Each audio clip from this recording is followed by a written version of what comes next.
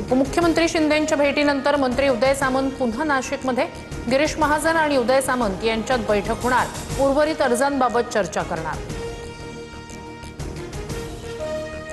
नाशिकमध्ये बंडखोर गोकुळ गीतेंना पाठिंब्यासाठी मनवण्याचे प्रयत्न सुरू। काल फोनवर बोलणं झाल्यानंतर गोकुळ गीते नॉट रिचेबल, त्यांना भेटून पाठिंब्यासाठी विनंती करणार गिरीश महाजन यांची माहिती।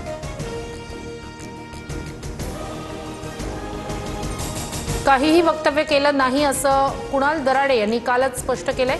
गोकुळ गीतेंचा गैरसमज दूर करू, संध्याकाळपर्यंत सकारात्मक निर्णय होईल, मी प्रचंड आशावादी, उदय सामंतांकडून विश्वास व्यक्त। नाशिकमध्ये गोकुळ गीतेंकडून प्रचाराला सुरुवात। महायुतीच्या नेत्यांनी बोलावलं तर जाईन पण माघार घेणार नाही, आता माघारीचा विषय संपला, गोकुळ गीते यांची ठाम भूमिका।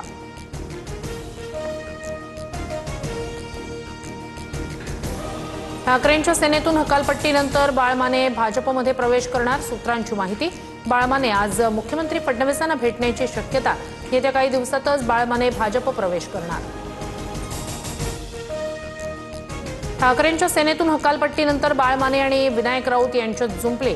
विनायक राऊतांना शिंदे सेना ठाकरेंकडे हेर म्हणूनच ठेवणार, बाळमानेंची टीका। तर पक्षाशी बेईमानीचे धंदे आम्ही कधी केले नाही, विनायक राऊत यांचं प्रत्युत्तर।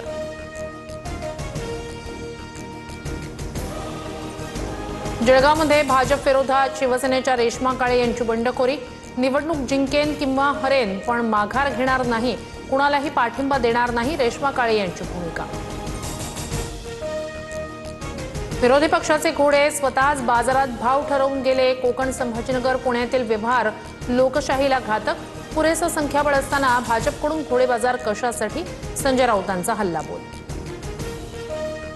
संजय राऊतांकडे बडबड करण्याशिवाय काही उद्योग नाही, त्यांच्या पक्षाची दयनीय अवस्था। राऊतांनी 17 पैकी एक तरी जागा निवडून आणावी, गिरीश महाजन यांचं संजय राऊतांना उत्तर।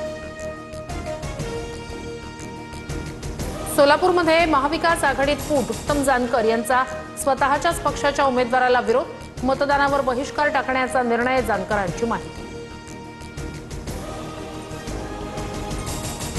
भंडारा गोंदियामधील महायुतीचे मतदार सुरक्षित स्थळी, 5 दिवस अज्ञातवासात असलेले नगरसेवक पुन्हा स्वतः वॉर्डमध्ये परतले। काँग्रेस नेते नाना पटोले यांना शह देण्याचा भाजपच्या परिणय फुके यांचा प्रयत्न। खासदार संजय राऊतांकडून राज ठाकरेंची भेट, राज ठाकरेंच्या शिवतीर्थ निवासस्थानी जाऊन घेतली भेट, कारण मात्र अद्याप अस्पष्ट। मराठा आंदोलनातील मृतांच्या वारसांना सरकारकडून आर्थिक मदत जाहीर, 34 व्यक्तींच्या वारसदारांसाठी प्रत्येकी मदत जाहीर, सरकारकडून 3,40,00,000 रुपये मंजूर। नीट परीक्षा पूर्वतयारीबाबत वर्षा बंगल्यावर महत्त्वाची बैठक, मुख्यमंत्री फडणवीसांची वर्षा बंगल्यावर आढावा बैठक। 21 जूनला नीटची फेरपरीक्षा होणार। वसमतमधील एटीएममध्ये कॅश मिळेना, 8 दिवसांपासून कॅश मिळत नसल्याच्या नागरिकांच्या तक्रारी, दैनंदिन व्यवहारावर मोठा परिणाम। छत्रपती संभाजीनगरमध्ये ऑटो एलपीजीच्या दरात 30 रुपयांची मोठी घट, ऑटो एलपीजीचे दर 125 रुपयांवरून 96 रुपये प्रति लिटरवर, रिक्षा चालकांना मोठा दिलासा। पंतप्रधान नरेंद्र मोदी माझे अत्यंत चांगले मित्र, भारतानं अनेक वर्ष व्यापारात अमेरिकेचा फायदा घेतला, मात्र आता परिस्थिती पूर्णपणे उलट, अमेरिका भारताकडून भरपूर पैसे कमवते।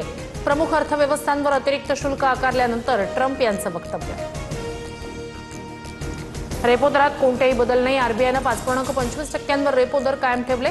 गव्हर्नर संजय मल्होत्रा यांच्याकडून पतधोरण समितीच्या निर्णयांची घोषणा, गृहकर्ज, वाहन कर्ज आणि इतर कर्जांच्या ईएमआयमध्ये वाढ होणार नाही।